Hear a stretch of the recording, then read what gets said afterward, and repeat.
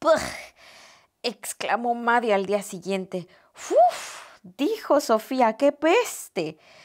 El pescado será bueno para los niños, pero definitivamente no para las mochilas.